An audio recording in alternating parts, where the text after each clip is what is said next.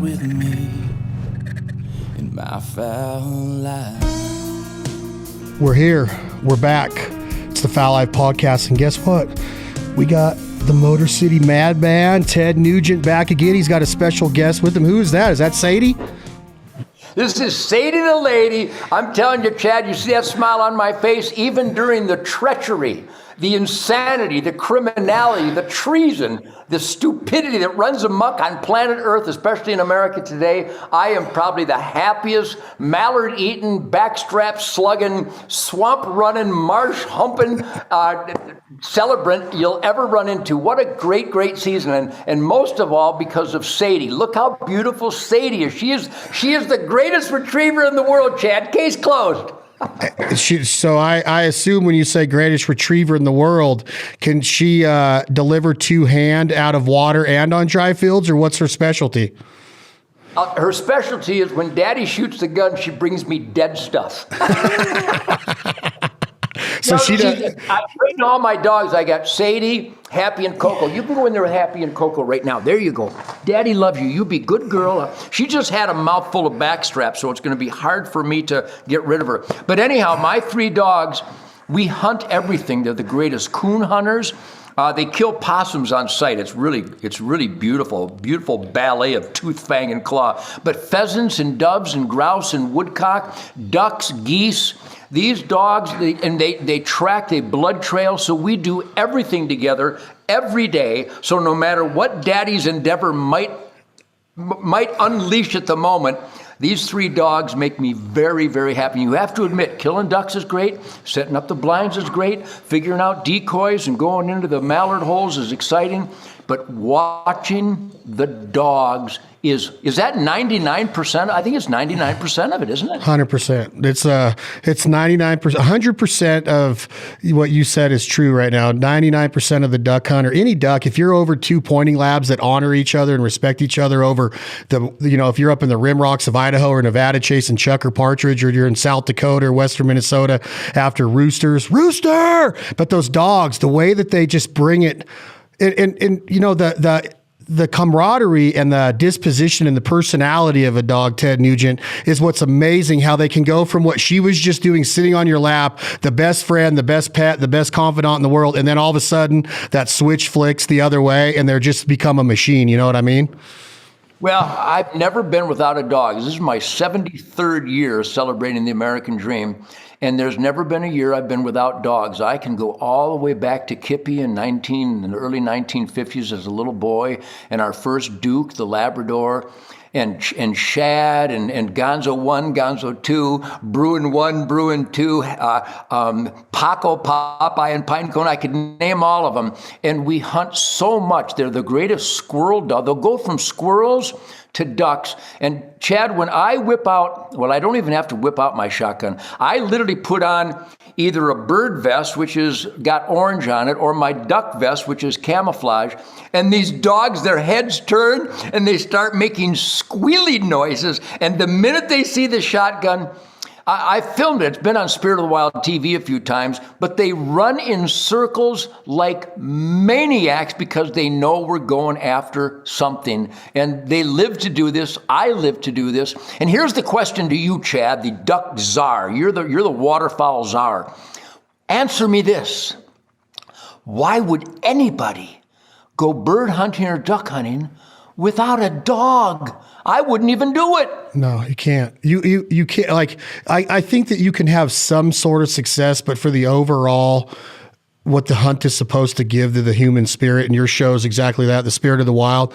There's just something about that anticipation. And I tell people this all the time, Ted, my labs, and I'm sure Sadie does the same, they spot the game before I even know what's going on. Like, they literally are my warning bell of hey, get ready, it's time to go. They can anticipate, and their instincts are so deadly that they run the hunt for me. And I would never, first of all, I would never hunt upland birds ever without a dog. There's some instances where I've had it too cold or there's too much ice or the river current was a little too much to send a dog because I'm always thinking about safety first. But yes, you have to have that dog.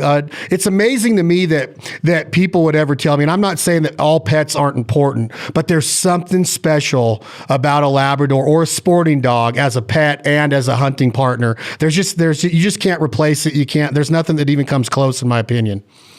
Well, I've always celebrated the historical colloquialism, tooth, fang, and claw. A lot of young people have never heard that before, but it's the spirit of nature. Nature is not cute and cuddly. You know, a doe will certainly nurture and lick and protect the fawn, and same with a bear and a cub. But ultimately, it's vicious. It's tooth, fang, and claw. And these dogs, these hunting dogs, and I got family members with little doggies. In fact, one bit me yesterday, and I can't believe I didn't have him mounted. But one of the dogs got really angry yesterday, and he bit me. But that's a different story altogether. And the dog's still alive, which shows that I have compassion and tolerance and great patience. But what these dogs display and what you're talking about, you mentioned about that radar, that instinct, that super sense of awareness that they have. I'm partially deaf because of all the firearms and the rock and roll all my life, but I wear Walker's game ears so I can hear better, and I also can protect my hearing. But way before I ascertain the arrival of wings, my dogs immediately jerk to attention. And I can tell when they jerk to attention, I probably want to have that finger on the safety because it's imminent. My dogs are a warning, and obviously on upland birds, whether it's roosters or even doves, they can tell when doves are coming. When I hunt grouse and woodcock, these dogs, that's the anticipatory, shall I say, crescendo of a day afield when you watch those dogs perform their most pure, natural, powerful instinct to participate in tooth, fang, and claw to get some dead meat for the family. It's a spiritual moment. It's a samurai moment where when you see the dog get birdie, a lot of dogs display different birdiness. And even in the duck blind or in the flooded timber of Arkansas, way before you and I know there's any critters around, those dogs have a quiver themselves. They start to pulsate and they maybe make little whimper whining noises, or they cock their heads. I have a German Shepherd, Coco, Chad, that is a great waterfowl hunter, and her ears seem to be better than Happy and Sadie's, those big German Shepherd ears, and she retrieves ducks. She retrieves ducks just like my labs and my Catahoula, and it's about experience and repetition and training. But the point is how can you live without a canine partner, especially if you're going to get foul flesh for the family? Those are my three favorite F's, foul flesh for the family. Ooh, I like that. Well, let me ask you this real quick about why we're on the subject of pets. We've touched on cougars on our last conversation. I've seen bobcats perform unbelievable acts in the wild. Lynxes are amazing hunters. Why don't we look at cats the same way? When we have farms, and I'm sure you've seen it on your farmland and your ranches, that the mice are almost non-existent because you might have a cat around. But why I don't get turned on about walking into a person's house and seeing a cuddly kitten as I do about seeing Sadie on your lap. Are you the same way, or are you a little bit more mature in your ability to accept cats? Will I get there someday, Uncle Ted, or have you ever gotten there? Because I really don't have a lot of patience for them, but I do respect them as being awesome hunters. So the second part of the question, Uncle Ted, is why didn't we ever breed a cat to be by our side to run out and get us game like we have the canine? Boy, those are great inquiries, Chad, and I'm proud to share this campfire with you because you happen to be on the Chad Belding podcast with the Cat Man Do. I not only wrote the song Cat Scratch Fever, which is one of the sexiest love songs in the history of noise. I thought I'd mention that. But you're also talking to a guy who has this love-hate affair with cats. My girlfriend had a cat named Chester, and it was lovey-dovey, and Chester loved me, and it would get in my lap, and it would do that claw thing on my legs, just this short of scratching, you know what I mean? It's a real display of affection. But you're also, and my son Rocco got a kitten for I guess it was could have been Christmas or a birthday. Anyhow, he got a little kitten, and they go, "What are you going to name it?" And I offered the name Pull.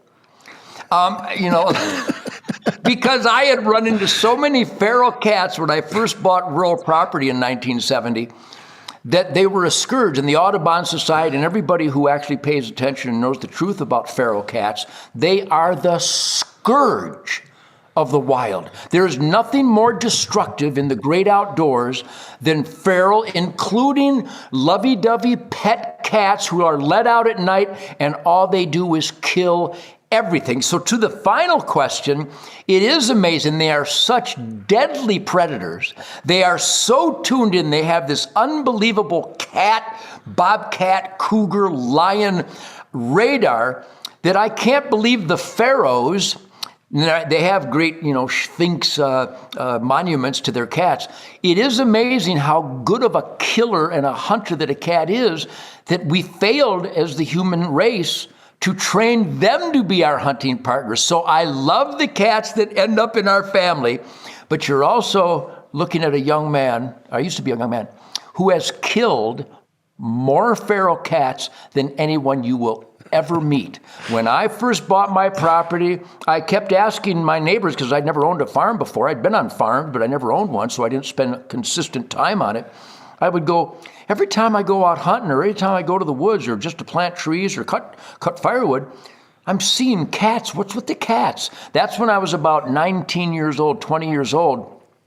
And expeditiously did I learn the lesson that free-range cats are a scourge on wildlife. And the Audubon Society did a study, 2-year study in Milwaukee, Wisconsin, many, many years ago, back in the mid-'70s, where they determined that feral cats just in the municipality of Milwaukee, Wisconsin, they kill millions of songbirds. Now, we want them to kill the mice and the rats and even the chipmunks and the red squirrels that get into the barn and the granary.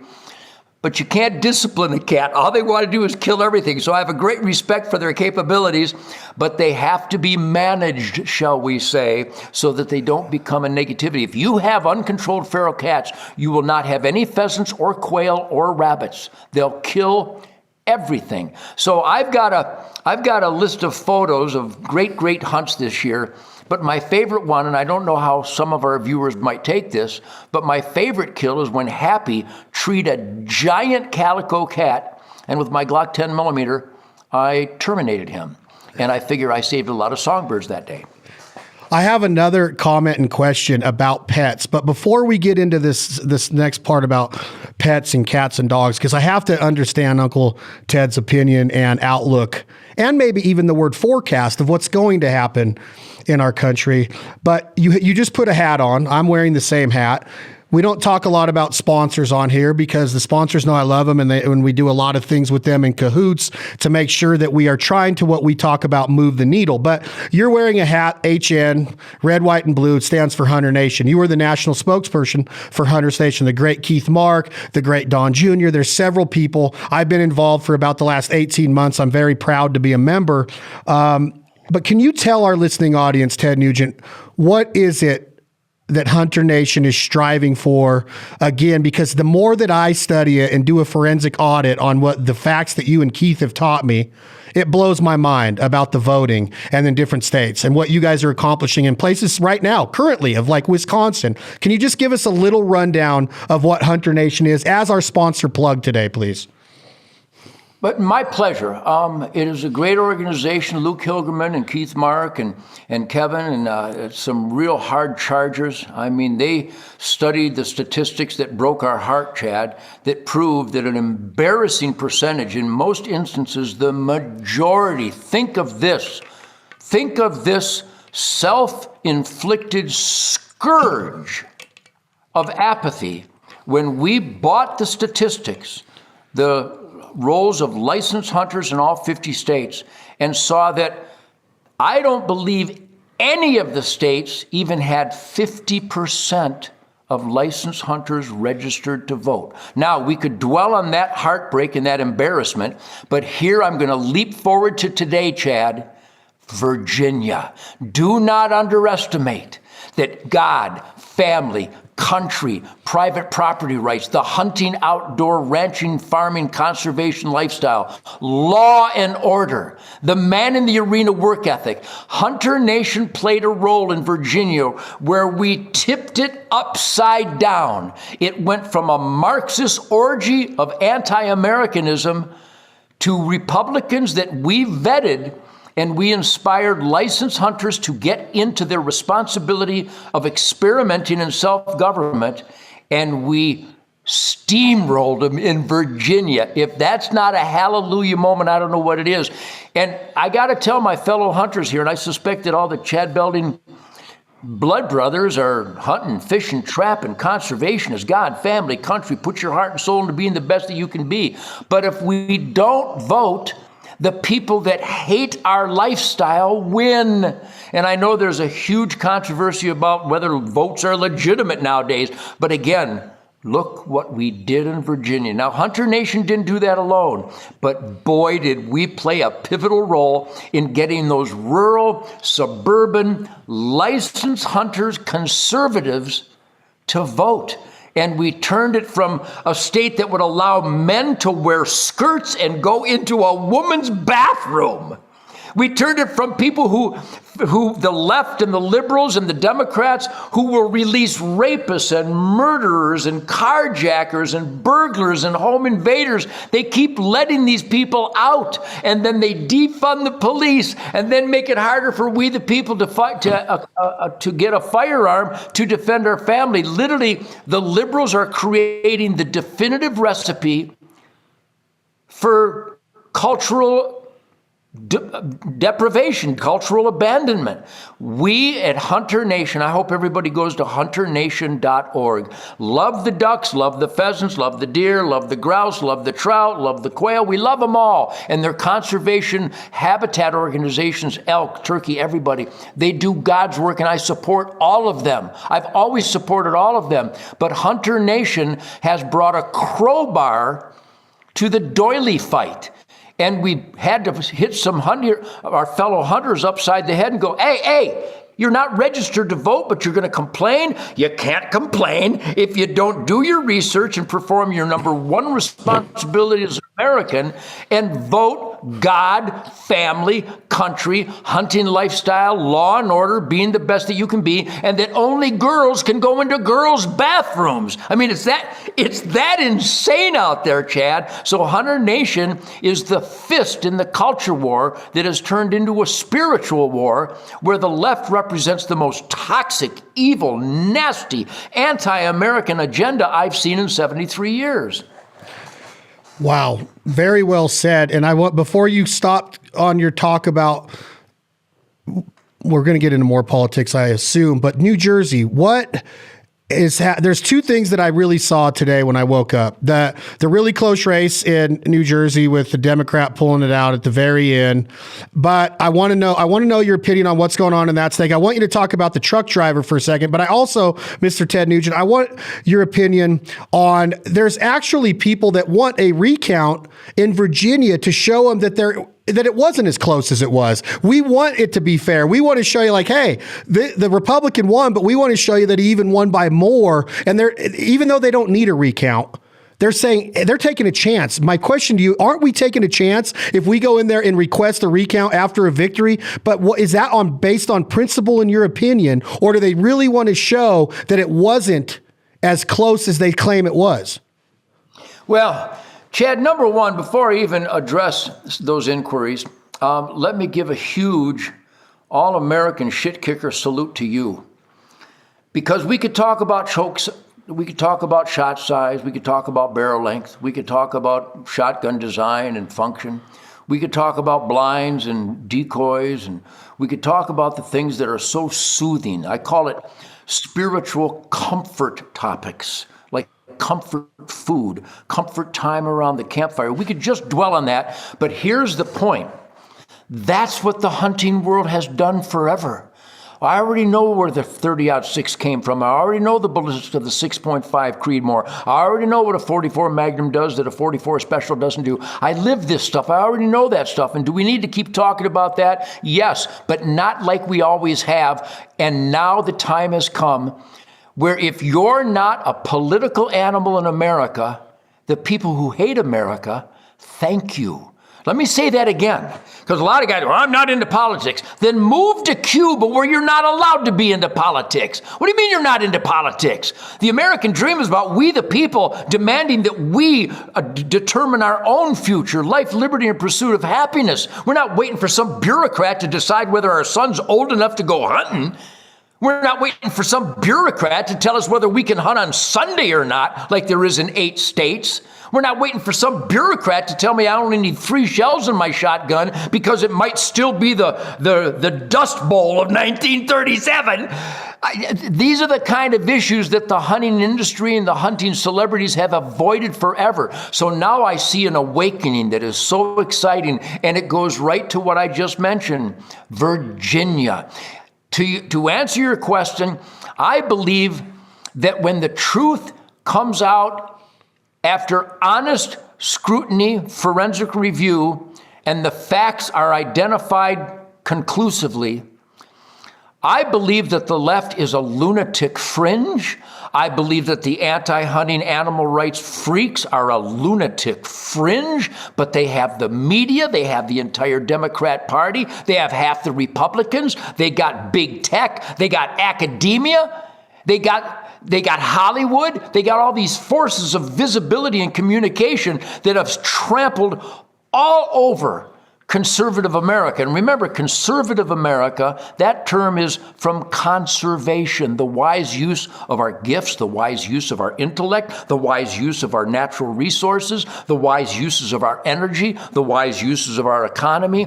Conservation is the wise, responsible, smart use of everything God has provided us. And if you're not a political animal for conservative values, the people who hate conservative values, anti-hunters, anti-gun, animal rights, Democrats, Marxists, Antifa, Black Lives Matter, all these freak terrorist organizations that literally want to end the Constitution, end our First Amendment. They've accomplished that. They've ended our Second Amendment in about 12 states. You can't keep and bear jack squat in about a dozen states. Well, you got to have paperwork, and it can be in your truck. It's got to be in the safe. That's not keeping and bearing. It doesn't say keep and truck.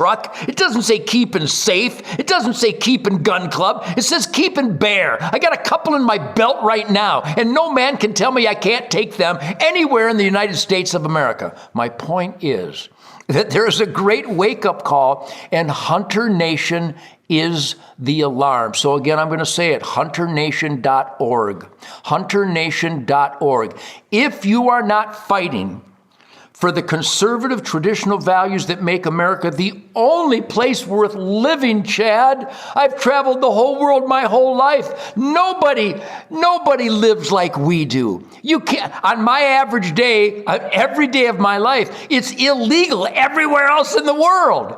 Your private property, determining your own use of wildlife, bag limits, dates, regulations based on science, where science exists, because most state game agencies have abandoned science and way too many regulations.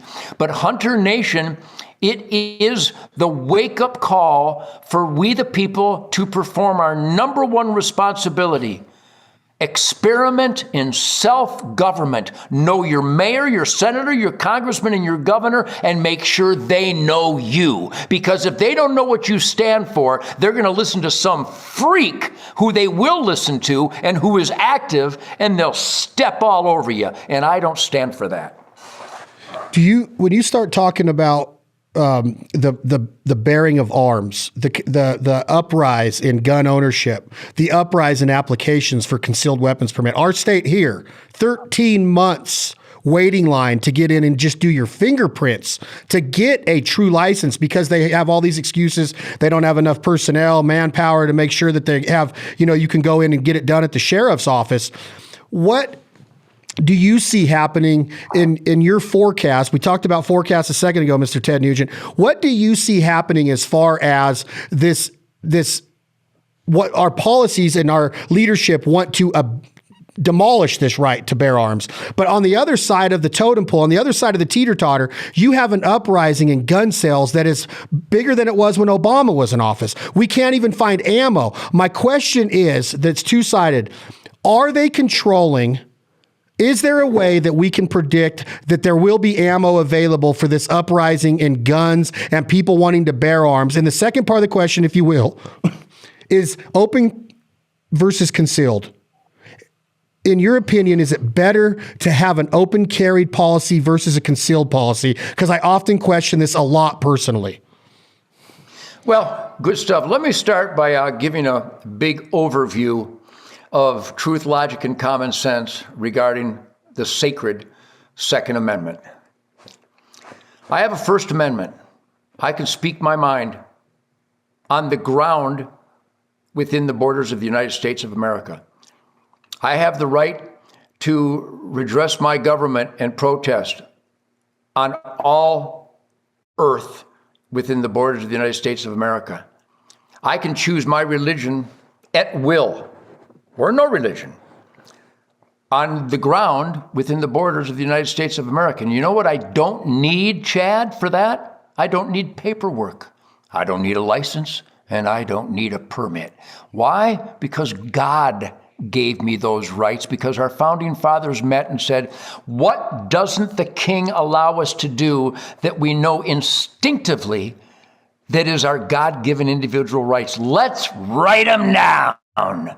So they wrote down the First Amendment, and you sure as hell don't need paperwork or a license or fingerprints or photo ID to have a First Amendment within the borders of the United States of America. I take it one step further. I think I have the right to have the First Amendment on planet Earth.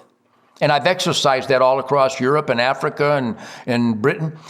And now let's go to the Second Amendment, shall we, Chad? I don't need paperwork or a permit or a license or fingerprints or photo ID from any man in any state, in any city, in any building, on any street corner to execute my God-given individual right to keep and bear arms. I have the right, without any paperwork, to keep and bear arms within the borders of the United States of America, and I've also exercised that throughout Europe and Africa and Britain as well.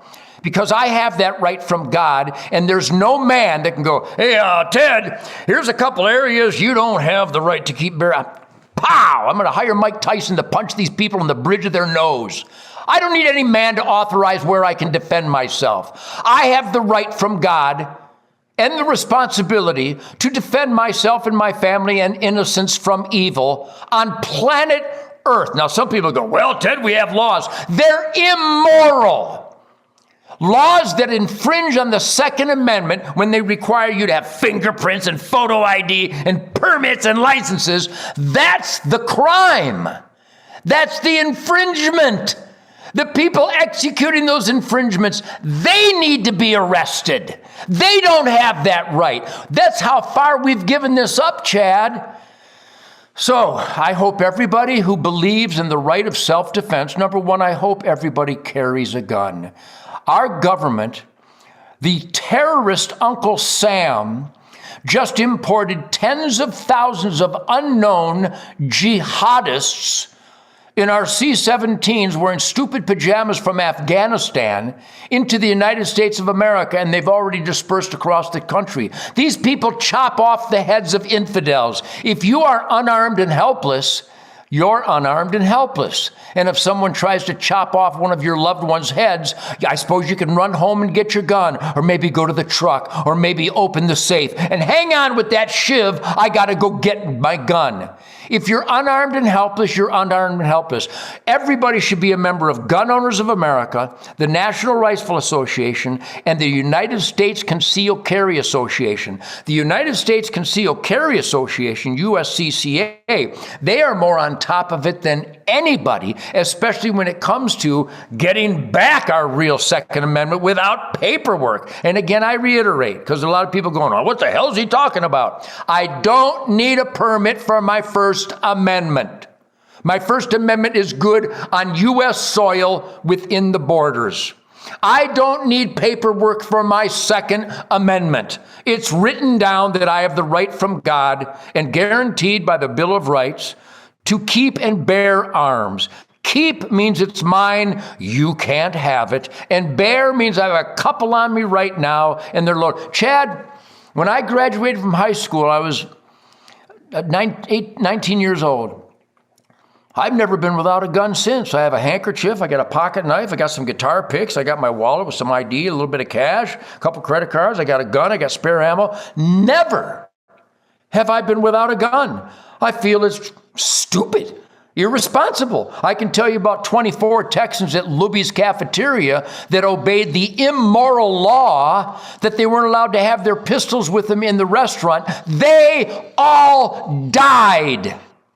If you're unarmed and helpless, you're unarmed and helpless. Here's a tip from the guitar player. Don't be unarmed and helpless. Evil is looking for you. Well, that's paranoid. I'm not paranoid. I'm easygoing. But if I feel threatened, I'll cut you in half. So now let's go to concealed versus open carry.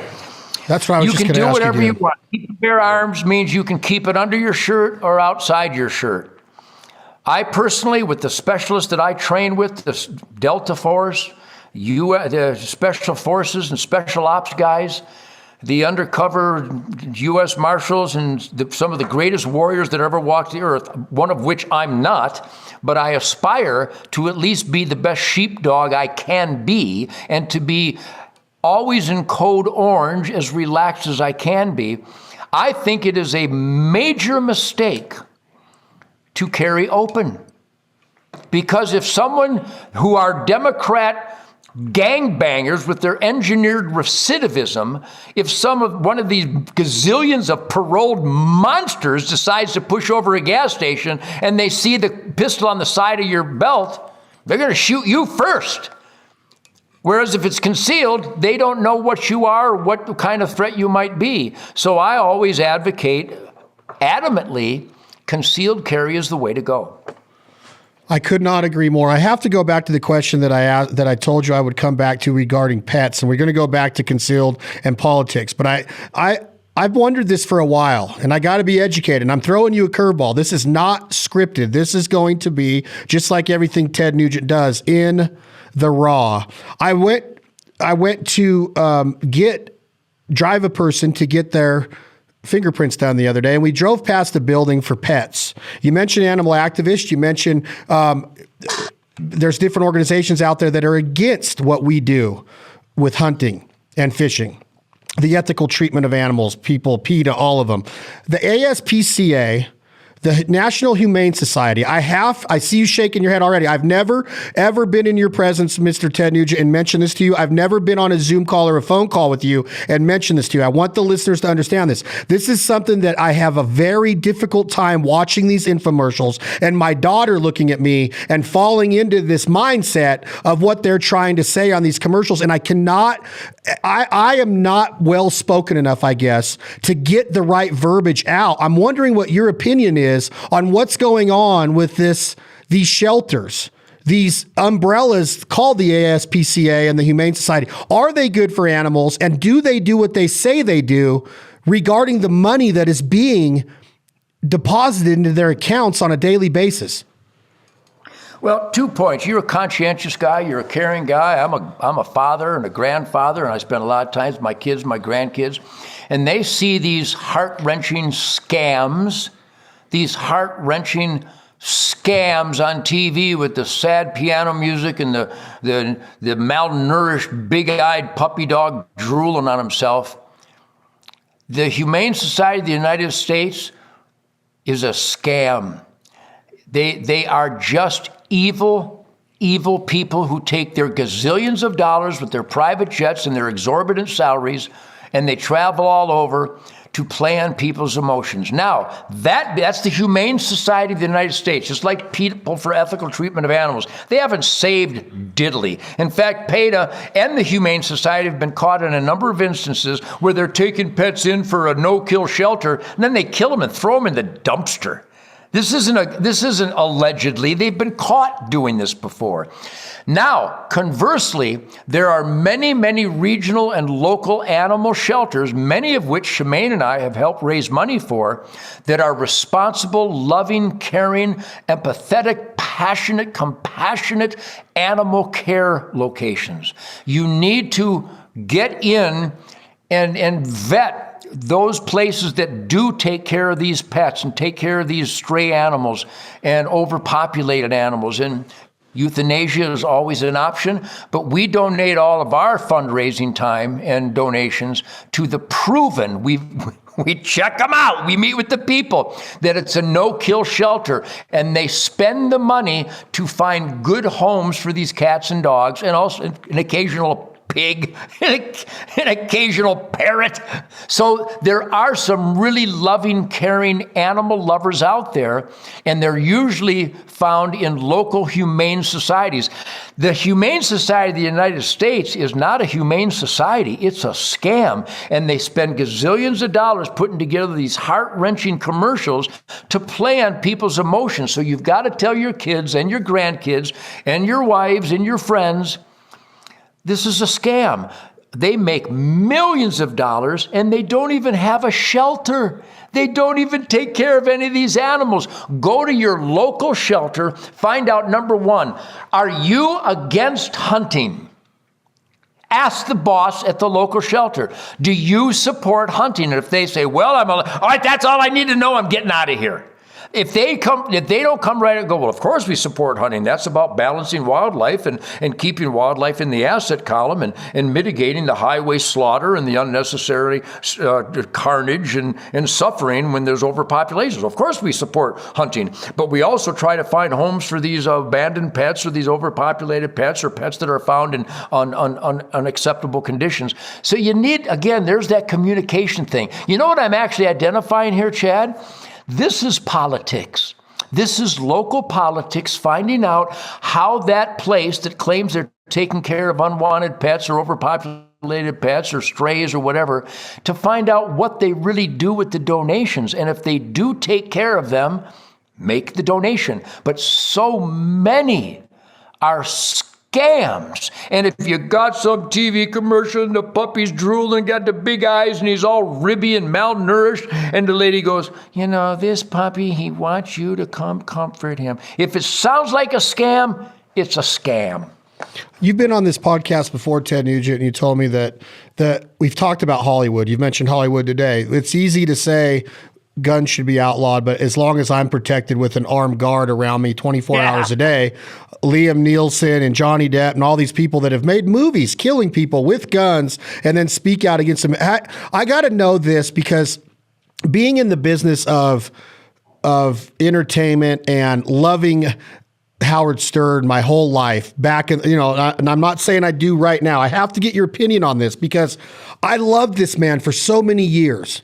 I don't know if he's lost his mind, and it happened to me during the Hillary interview about 24 months ago, to where everything just went downsided with me. He's always talked about how he has guns in his house. He's protected by armed guards. He believes in the Second Amendment, but he also believes in all the vetting and the gun control. But I got to get your opinion because I think you've been on his show. I think you've I think you have association with this man. I can't listen to Howard Stern anymore, and it drives me nuts because he put these views before he put what he was really put on radio to do. It's almost like the analysis of why are you sitting here telling me that you're protected by guns, but you're supporting people that are anti all the time? Am I onto something with Howard Stern, or is it even worth talking about, Ted Nugent? You're a smart man, Chad. Your radar works very accurately. Your discerning information and dissecting the spoken word is a very efficient machine. I salute you. Let me give you a big overview. I started doing Howard Stern's radio show interviews way back in the late 60s.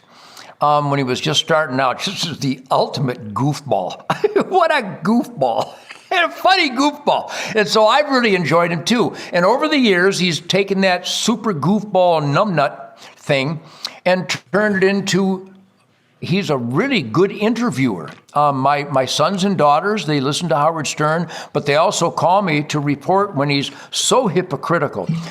Here's the overview of a guy who loves Howard Stern, has monitored him for it's got to be close to 50 years. I've been paying attention to Howard Stern. I was in his movie. I've been on his radio show from the early days to the crazy days, to the transition into satellite XM radio. And I've been on his show and played my guitar. I had my family and my wife and my kids on Howard Stern's show. Here's the sad part. He's really a smart guy. He's a clever guy. He's got a great work ethic. My God, getting up every day like he does and doing that radio show, that could be a real pain in the ass if there's no duck hunting involved. But he has completely lost it. When he is so insulated, he is so self-insulated from discomforting information. Of course, some of the most important information in life for us is the discomforting ones, because that's where you learn your lesson. When you study the Trail of Tears, when you study the Bataan Death March, the rape of Nanking, when you study different cultures and the evil and the slaughter and the genocide, you need to study discomforting information. Unfortunately, nowadays, Howard Stern has run scared from discomforted information. And your point about the Hillary interview is right on, because here's a guy who's pro Second Amendment, pro self-defense, he has guns. When I did his movie, everybody was comparing guns. Everybody had a gun on the movie set. It was awesome. And it was all illegal. And one time I went to his New York City studio with Lenny DePaul, the commander of the U.S. Marshal Fugitive Task Force of New York and New Jersey. And as you go into the green room, he's got one of my old buddies, an NYPD hero that now does security for Howard and wands everybody and goes through a metal detector. So I'm packing, I had a Glock 20 and a Glock 29 with 4 magazines. Lenny had a 9mm with a spare magazine. I had a belt tool and a pocket knife and a clip knife. And the guy's wanding us, and the thing's going off like it's DEFCON 3 alarm system. And so we had to take off all our hardware and put it in a lockbox. And off the air, Howard says, my detective said he's never seen so much hardware this side of the SHOT Show. Before we entered the studio, we had to demilitarize. It was really kind of cute. But the point is, the hypocritical, knee-jerk insanity from a leftist like Howard Stern, where he claims believes in the Second Amendment, and then he supports a woman who would have eradicated the Second Amendment, who literally called a standard deer rifle an assault weapon and called a regular AR semi-auto a machine gun, and is on the record that she's going to ban the Second Amendment.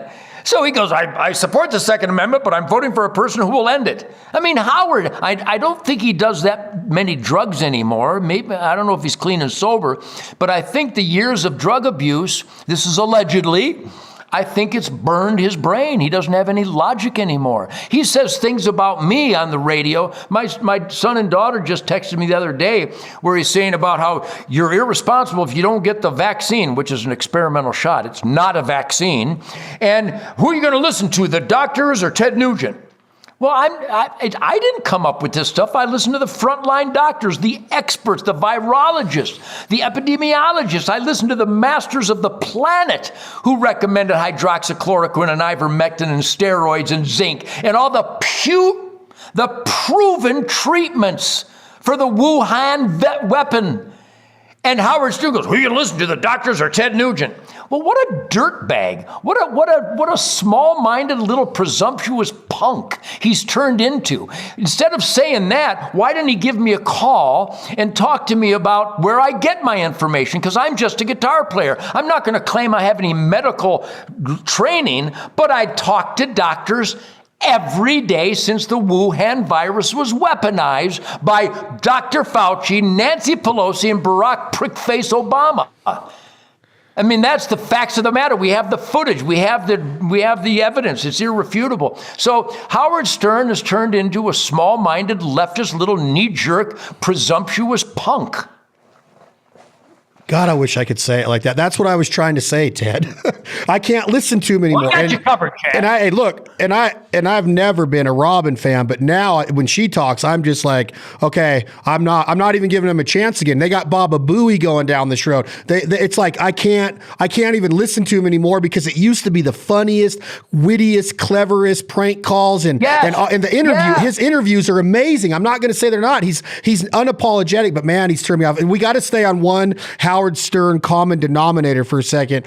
I'm a big rodeo fan, and the reason I'm saying this is because NFR and Lane Frost in the movie 8 Seconds really got me introduced to what I started to know more down the road of my entertainment life is the Baldwin family. I'm a fan of some of the Baldwins. I love what Steven did in 8 Seconds. I think what the college wrestling that they support in the Baldwin family every year in the NCAA finals is very awesome to listen to, his knowledge of it. But then their other brother that's always on the Howard Stern show, and he's in a pickle right now with what happened on his Hollywood movie set.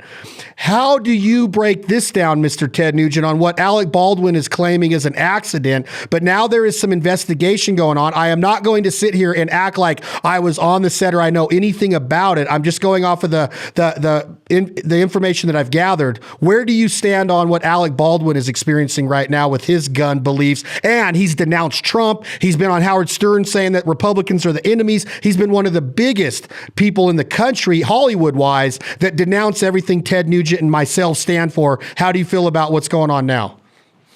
Well, I've been paying attention to Alec Baldwin for many, many years. Great actor, done some great roles. I would say an A-list actor.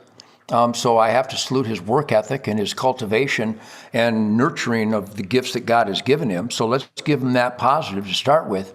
But other than that, he's a low-life scum that would actually blame the good families of the National Rifle Association for the murder of school children. That's what he did. That is a low-life scum that's talking through his LSD, Timothy Leary substance abuse lifestyle. He's lost his mind and he's lost his soul. Now, I gave you a good positive and I just gave you a real negative attack. Now, I'm going to give you another positive. Not knowing, because I agree with you, I wasn't there, you weren't there, but I've been I performed on Miami Vice, and I was given a weapon of a prop, but it happened to be the exact replica of the gun I was carrying at the time that I filmed the Miami Vice. I was carrying a Taurus brushed nickel 9mm with spare magazines, and every time I came to the set, when they gave me the prop gun, it was the exact same gun, but it was a prop gun. Well, I disassembled my Taurus every day before I started. As soon as I got to my trailer, I disassembled my gun and put the parts in all different areas so no one could ever possibly mistake the two. Well, I'm going to give the benefit of the doubt, knowing to some degree, and as an experienced guy in that world, that we all know the number one gun rule. There's only one gun rule ever needed, anywhere, ever. You never point a weapon at anything you're not willing to destroy. Case closed. Muzzle, muzzle, muzzle. Where's the muzzle? What are you covering? I don't care if it's loaded or unloaded because they're all always loaded, period. You never cover with the muzzle anything you're not willing to destroy.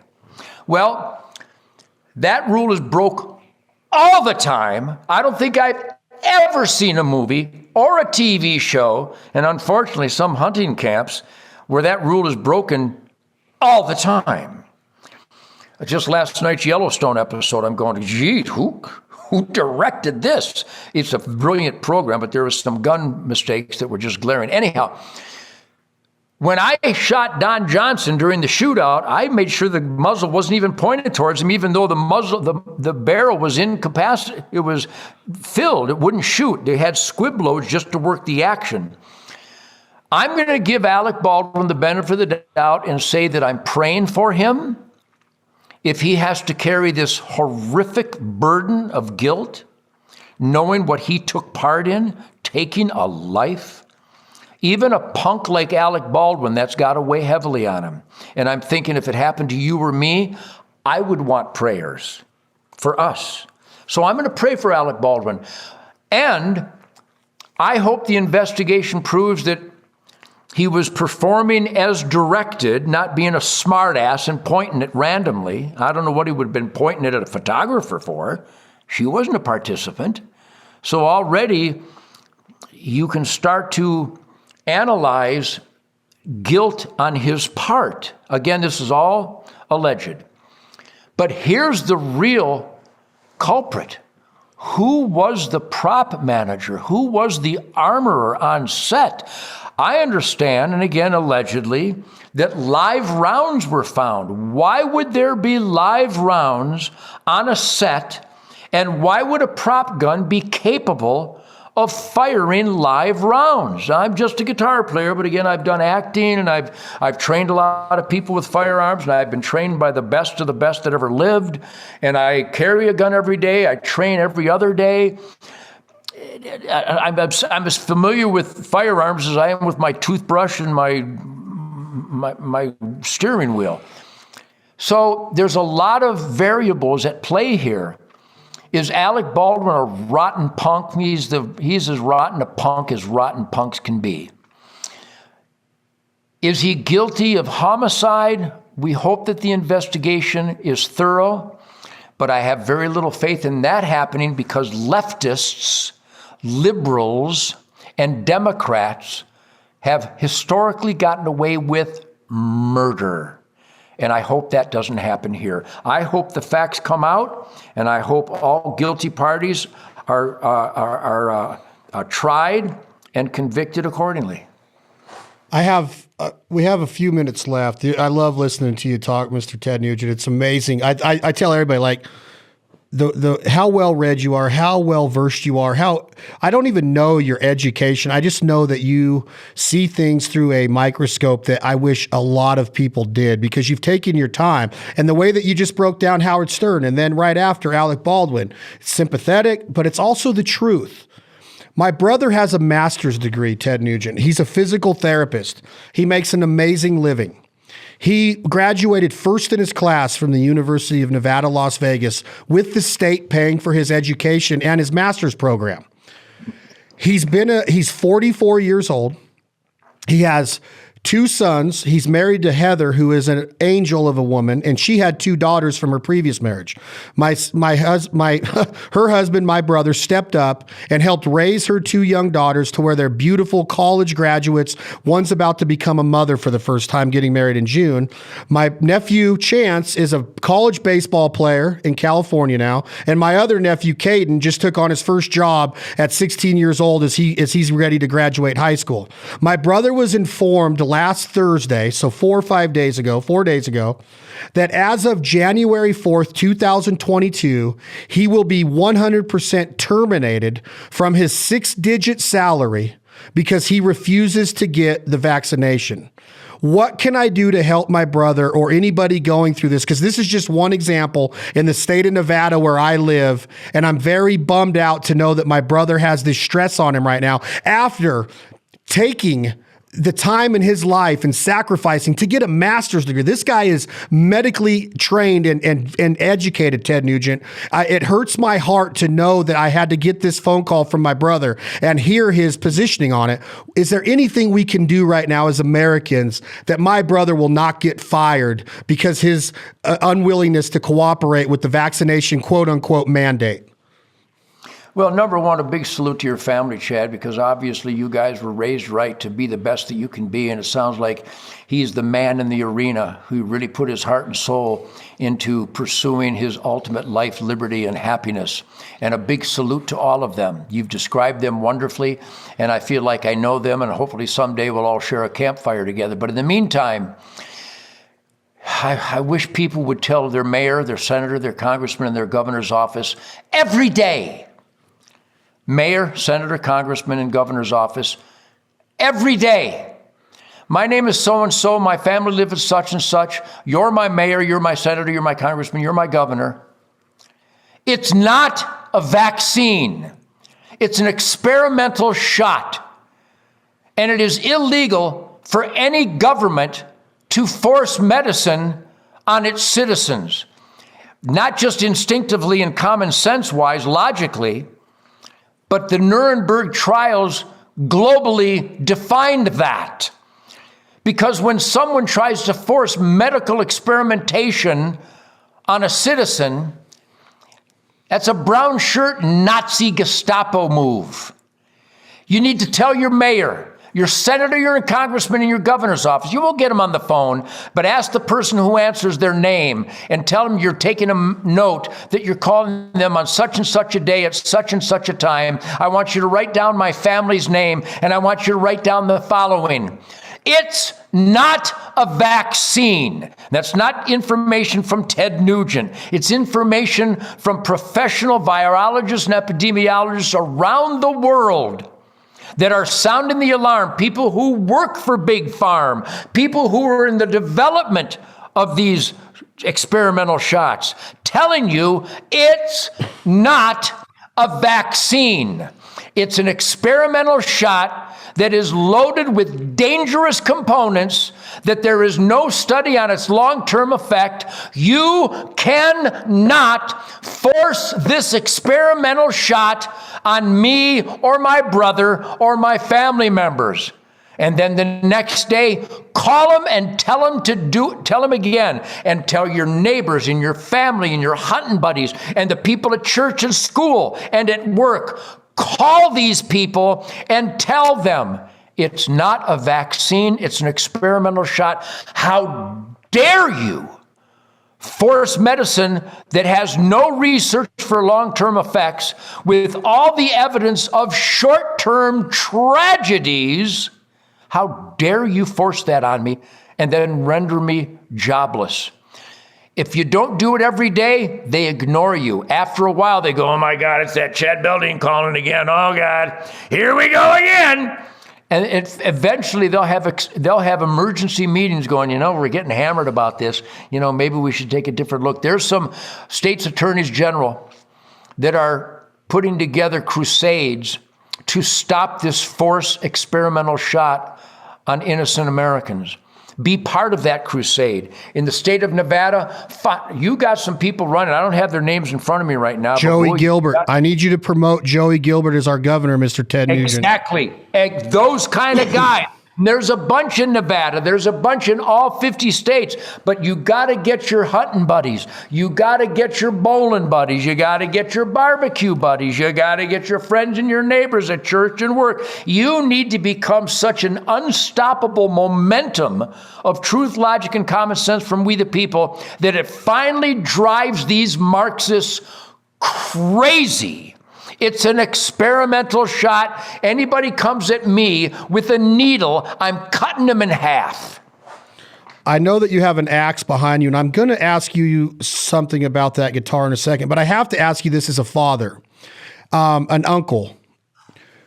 You've mentioned Alec Baldwin and your compassion and your prayers for him, and Howard Stern and how he's changed.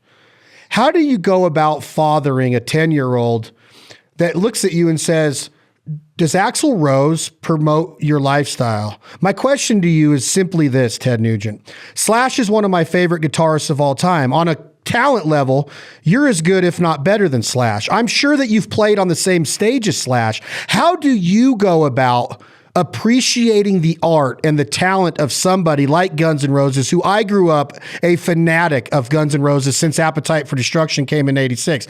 But also, you just mentioned a show that took the world by storm the last 36 months called Yellowstone, which had its 2-hour season 4 premiere last night. Myself, personally, I have not viewed one episode. And the reason is because I don't feel that Kevin Costner supports the lifestyle or the Second Amendment the way that somebody in the position of Dances with the Wolves and his contributions to the heritage of the American Indian, of the Native Americans. How can we educate our youth, or how do you say it, Ted, with a straight face that you support Yellowstone and you watch it and you love playing a duo with Axl Rose or Slash if you have? I'm assuming that you have. But then they turn around and they denounce Trump. They denounce the Second Amendment. They support PETA. How do we do this and educate our youth that it's okay to listen to their music, but we don't have to see eye to eye? Is that all you have to say? It's okay to watch Yellowstone, but we don't have to be a Kevin Costner fan? How do I do this? How do I watch Yellowstone when I don't feel that they support what I support? Well, Chad, I've been militantly anti-substance abuse all my life. I mean, militant. I've made it a battle cry throughout my life that clean and sober is the only way to thank God for for this incredible gift of life. You never, ever poison the sacred gift of life with chemicals or drugs or alcohol. You just don't do it. Now, a little sundowner after a duck hunt, and you got the birds breasted, and you're sitting around a campfire. I got buddies that drink some bourbon and some whiskey, and they have a beer, and they have some red wine. That's better for you than a Coca-Cola, as long as you don't do it to the point where you start drooling and becoming a liability. I happen to have chosen in my life to be clean and sober forever. I've never touched any of those poisons. I consider them all poisons. But, you know, one of my heroes is Keith Richards, and he's basically a repository of all chemical warfare. I don't think he's ever had a sober day in his life since he was 4. And I spent time with Keith Richards, and I've been invited down to their concert coming up just here next couple of weeks in Miami. And we spent the weekend together at the crazy, decadent, evil Studio 54 in Manhattan back in 1968. And Keith was gone. I mean, just how he functioned, I will never understand. So the point is that art and entertainment, we need to teach our children and make sure we understand ourselves that Salvador Dali created eye candy and interesting, adventurous artwork, and that Jimi Hendrix created a tapestry of guitar wonderment in a stone condition. And I got to jam with Jimmy, and I played with the greatest that ever lived. I've jammed with B.B. King, and I've played with Rick Derringer and Brad and Billy Joey Gibbons. from Brian May and Billy Gibbons and Eddie Van Halen. I mean, I've been so blessed to jam with the world's greatest. Wow. Many of them adhere to our principles of God, family, country. Many of them are viciously against that, against guns, even though some of the guys are, I won't mention any names, that are against, they hate the NRA and hate guns, and they carry a gun. But if you smoke enough dope, I guess that's why you can be that stupid. The point is that I've made it perfectly clear to my family members that life is a gift from God. And you don't poison it with unidentifiable food in irresponsible quantities. And if it has alcohol, drugs, or tobacco, you know, I've had a couple Cubans around a campfire and with a glass of red wine. So I'm not being hypocritical. I'm telling you the truth. Shemaine and I like red wine with our backstraps. But I drink, I don't know, what would be a juice glass full. That's about all I can take. Even though with backstraps around the campfire with the Cuban, I don't inhale. But it seems right when I shoot my machine gun, it just seems I should have a cigar nearby. That being said, that doesn't qualify me as a smoker or a drinker, I don't believe. And also, I use CBD on my neck and back pain. So you see what I'm getting at here is that intelligent, responsible application of ingredients from God's creation have their place. Whether you're talking chemo or radiation or hardcore drugs and opiates for people in difficult health conditions, I support all of that. But there's a difference between being tuned in life, and again, I simplify it. I insist, I discipline myself to be an asset. I need to be an asset. If the house starts on fire, I don't want to be comfortably numb. I want to be cocked, locked, and ready to rock, as comfortable as I can be, to save my family from a burning building. I am more outrageous than anybody you'll ever meet. I have more fun. I can be crazier and wilder and out of control more than anybody you will ever meet. But not if it includes guns, not if it includes disciplining and guiding and nurturing and loving grandchildren and children, not to mention all the children charity work I do.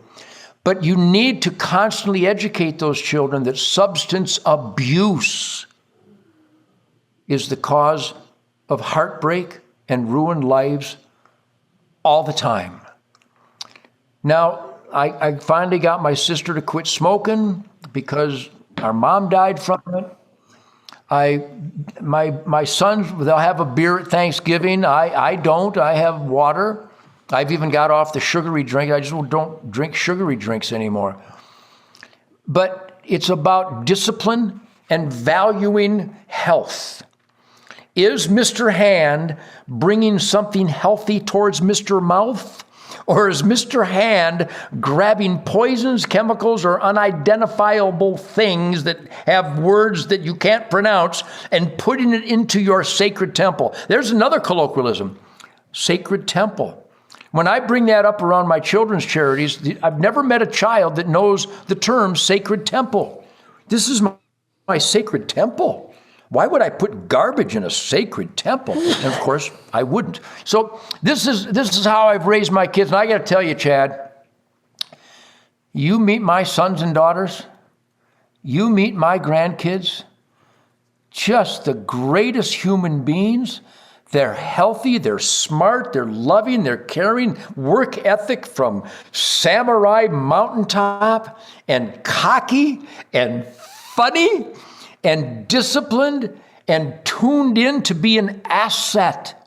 They want to be an asset to the room, to the neighborhood, to America, to family. And the only way to be an asset is to be healthy, well-rested, life, liberty, and pursuit of happiness, and dedicated to God, family, country, freedom, law, and order. The Hunter Nation battle cry.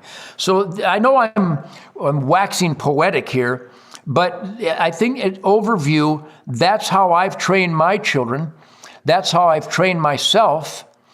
That's the battle cry of quality of life that all my friends, all my hunting friends, and again, Chad, I just wrapped up our 7th weekend with a camp full of great Americans, anywhere from 16 to 30 great family members from all across the nation. Around a campfire, we're killing hogs and deer and goats and rams and laughing and cooking fish fillets and squirrels. And every weekend, I get an input from the core of humanity. Working hard, playing hard, American shit kickers who dedicate their lives to be in the asset column so that they can be a benefit to their neighbor, a benefit to their country. And so it's not a Ted Nugent thing. I genuflect at the altar of truth, logic, and common sense, and that truth, logic, and common sense, it will guide you as long as you hammer it home. Children need it hammered. They need to be told that you can love your puppy and love your cat, but you need to shoot the deer before it goes through the windshield of Aunt Edna. There's some truisms out there that even young children will grasp if you present it to them and show them the evidence and constantly hammer it home. So that's the way I've conducted my life. And I got to tell you, the Nugent family is happy. We're healthy. We're tuned in. We work hard. And I have a funny feeling it's just like your family. I just wish Slash and Axel were listening right now so they could understand how Ted Nugent raises his family. I just wish that they saw the benefits and the values and everything that we live every day. And I'm not, they might be great people. I've never met them, but I just don't like the fact that you get on stage and they did that to our president in a foreign country in Mexico. And I just looked, I spent so much money supporting Guns N' Roses when you question yourself. So that's what I was simply asking. Is it okay to love Guns N' Roses and Welcome to the Jungle? Yes. It's okay. Yes. Great music. One of their first concerts was opening up for me at the Santa Monica Civic Center in 1984. And I could tell right away that those guys had it. And Slash has done a lot of interviews where he gives me credit as being his #1 guitar influence. So you know he's on the right track there.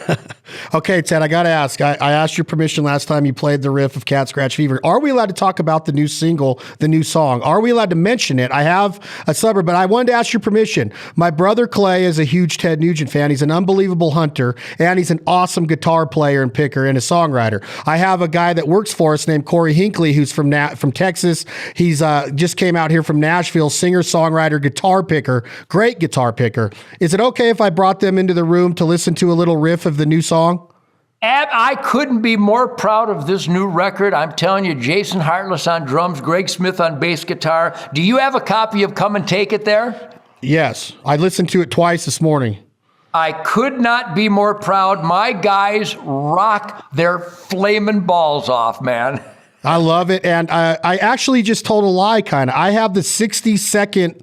Can you text me the whole one? I have the 60-second sample. In fact, you can start playing it this week. I'm going to text it to you right now because it breaks into a rhythm guitar. In fact, I don't know if you can hear this. I don't know if this comes through during a Zoom call. Ted, this is Clay and Corey.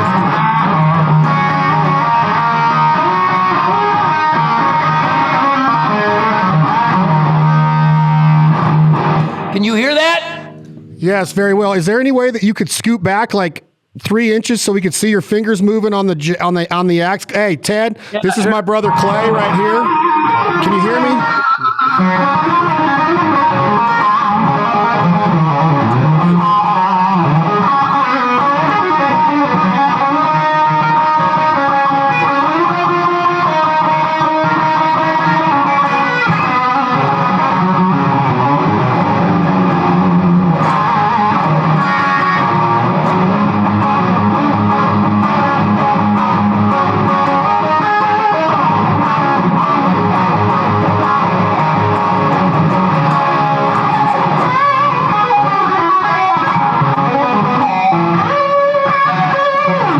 I can play all day long. I love this stuff. Ted, this is my brother Clay right here. Yowza! How are you? And this is Corey behind us. What's up, man? Nice to see you guys. Corey's from, hold on a second. Corey, you're from Beaumont? No, from Odessa. He's from Odessa. I love Odessa. That's the panhandle up there. Yes, sir. Hell yeah.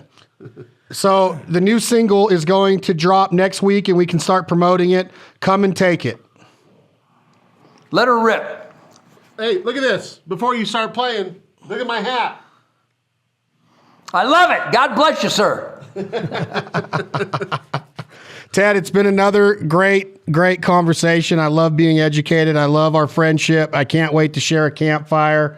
Is there any closing words that we can go out on for Hunter Nation, for anything that's going on in America? I mentioned my brother Clinton, what he's getting ready to go through, but just send us out with, wait a minute, I got to ask, what's that shirt over your left shoulder right there? Is that a Reagan Bush shirt or is that a Nugent something shirt? Here it goes. Oh, look at it. Yeah. Trump Nugent 24. I love it. Some guy made me that, and then I've signed another 2,000 of these hats. If people want an autographed "I Will Not Comply" hat, you can get them at tednugent.com right now. tednugent.com. I Will Not Comply, signed on the bill by Ted himself. Man, thank you. This has been awesome. I love having you coming on. But yeah, is there anything that you want to end it with? You've said so much, but I know that there's always more.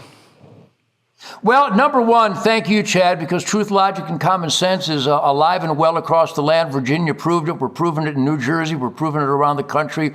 But we, the people who believe in God, family, country, law and order, the hunting lifestyle, we have to engage. If the licensed hunters of this country voted their core beliefs, we would win every election, and there would be no Marxism, there would be no liberalism, there would be no Antifa terrorists, there would be no Black Lives Matter liars and terrorists, but hunters have to engage. Let me leave you with this. I'm having a great season.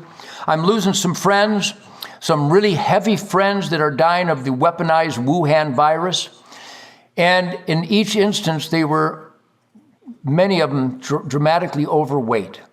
My friends, God gives us this incredible gift that we celebrate so powerfully during the hunting season, participating in his mystical and magical, miraculous creation. Let's all fight harder to make sure we are healthier, that our children are healthier, get the sugar, the carbs out of their lives, get the diet chemical warfare. If it says diet or sugar-free, it's loaded with chemicals. Get it out of your life. And here's a very important one. A great man named Trey Johnson, who does charity work at our Sunrise Campfire for the last 17 years. Trey always wears a safety harness in his elevated stands. He went up to trim a stand the other day, and he fell, and he's in intensive care. He's in bad shape. If you're going to hunt elevated, wear your fall restraint system. Never, ever climb into an elevated stand without a safety harness and a fall restraint system, ever, even if you're just climbing to trim a shooting lane. Every year, we lose our hunting friends from falling out of tree stands. That could be ended, just like this unnecessary death from the weaponized Wuhan virus could be ended if we just take better care of ourselves. Eat healthy. If you can't pronounce the ingredients, don't let it in your house. If your kids are fat, change their diet. You need to be trim. You need to be a warrior. God gave us this gift of life to be the best that we can be, not to be weak, not to be heavy, not to be slow. Hunter Nation is about God, family, country, and making sure that that is the battle cry to steer policy and regulations in America. Go to hunternation.org. Everybody you know, hunternation.org. We did it in Virginia. We're going to do it in all 50 states. But if you don't vote God, family, country, the devil wins. So, Chad, God bless you. Hope you have a great season. Happy Sadie and Coco are ready to go for some pheasants this afternoon.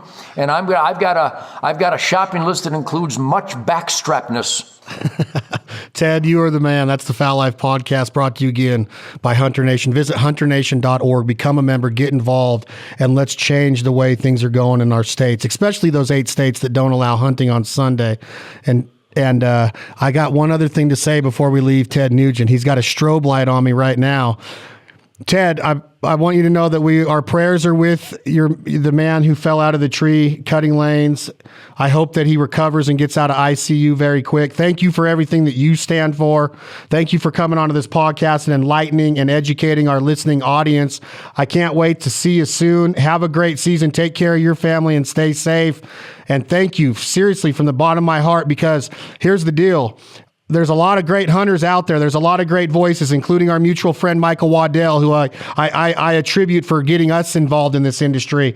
But we do not have the platform that Ted Nugent does. So I salute you for going on and doing what you've done with Jason Whitlock and others. And there's a lot more coming from Jason from what I'm seeing right now. I know he's going to be visiting you in camp, but thank you for what you do on those giant platforms, because it allows us to have the confidence to go out and do it on the platforms that we have in front of us. So thank you, Mr. Ted Nugent.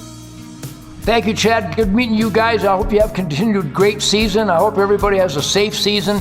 And I hope everybody is a member of Hunter Nation. God bless you all, man. God bless you, Mr. Ted. Take care.